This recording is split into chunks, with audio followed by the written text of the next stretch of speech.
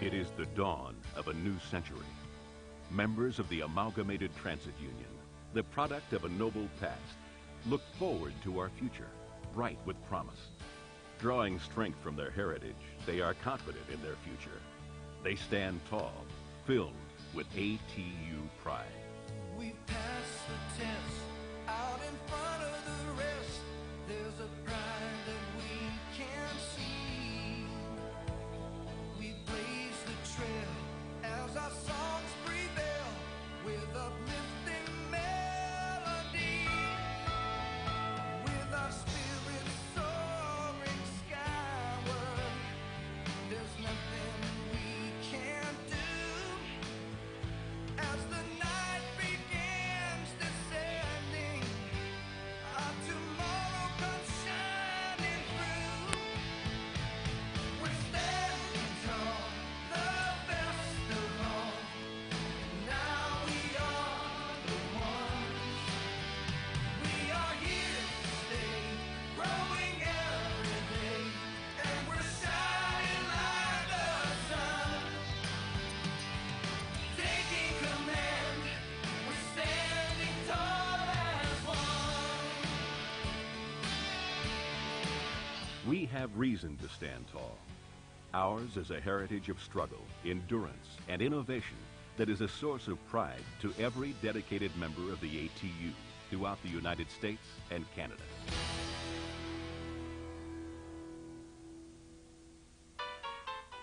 The founding of our union came at a time when transit workers were valued less than the horses that pulled their cars. The animals worked 4-hour shifts. Workers, on the other hand, were compelled to toil as many as 18 hours at a time, often 7 days a week. One boss explained, it costs money to replace horses. In those days, the struggle was for simple decency. And back then, trolley drivers operated their streetcars from a platform open to the elements. Several died, literally froze to death from exposure during extreme winters. But appeals to enclose these platforms fell on deaf ears. The companies claimed drivers wouldn't be able to see properly and that pedestrians would be at risk. These, then, were two of the first struggles taken on by our fledgling union. Following a vigorous campaign by the ATU, the Ohio legislature was the first to pass a law requiring enclosed vestibules on streetcars. Other states soon followed. And at the bargaining table, ATU negotiators successfully fought for improved work schedules. As the years passed, more and more workers clamored for ATU representation. Our membership multiplied, but our struggles grew as well. Issues like the 6-day work week, the 8-hour day, one-man cars, and the technological advances that brought us from horse-drawn vehicles to rail trolleys, motorized coaches, and rapid transit cars challenged our growing union. Still, we emerged stronger and more unified than ever. In no small measure, our early history was shaped by the inspirational leadership of W.D. Mahone. Together with his friend and ally, Samuel Gompers, Bill Mahone was a pioneer of the labor movement, an idealist, a tireless negotiator, a visionary who never lost the common touch. Bill Mahone lifted Canadian and American transit workers out of poverty and into the middle class. Serving as international president from 1893 to 1946, he laid the solid foundation of today's Amalgamated Transit Union. Bill Mahone's legacy has guided his successors as they have carried on the struggle to protect and advance the interests of working men and women. From the conversion of transit systems to public ownership in the 1960s, in our fights for binding arbitration, to our struggle for exact fares. On each occasion, we have been forced to the picket line in addressing the more current attacks on workers' rights from the highest levels of federal, state, and provincial governments. Through it all, we have stood our ground with the power of our solidarity, with integrity, and with pride. The ATU has fought for federal and state protection of our jobs and bargaining rights, safe working conditions, meaningful benefits and living wages, and above all, the dignity to which each working man and woman is entitled. Today, the ATU stands stronger than ever. We can take pride in our many successes.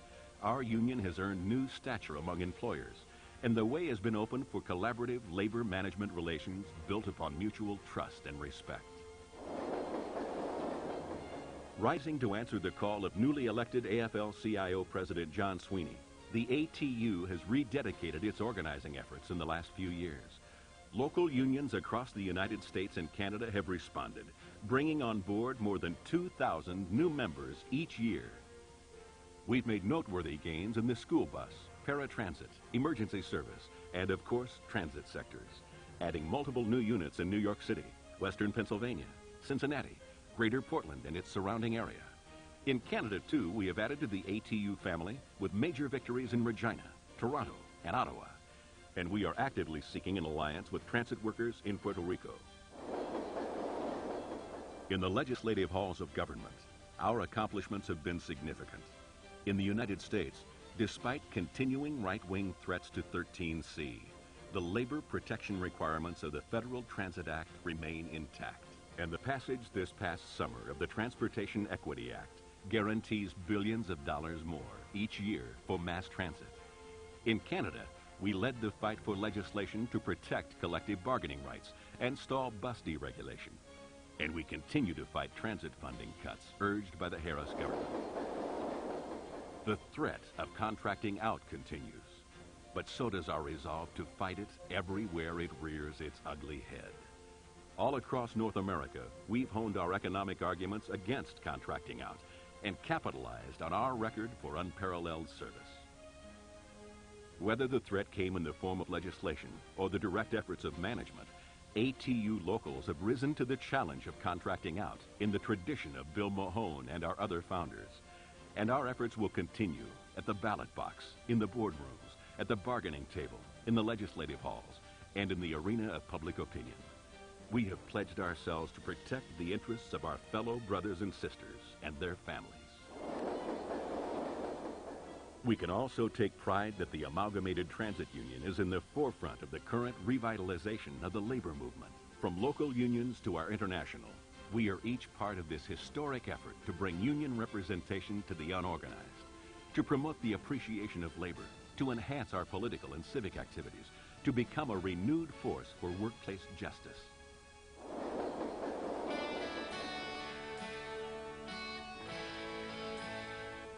We are a potent force in the North American labor movement because throughout our history, the ATU has had one concern: better lives for our members and our families. From our humble beginnings, we have become a modern organization 160,000 members strong. But we've never lost sight of the guiding principles upon which the ATU was founded: accountability, credibility, teamwork, loyalty, and compassion. Members of the ATU are backed by a strong voice. On a daily basis, they enjoy the benefits of quality representation. Their message is heard. Their concerns are addressed. As part of our union family, a worker represented by the ATU stands tall. We will spread our wings.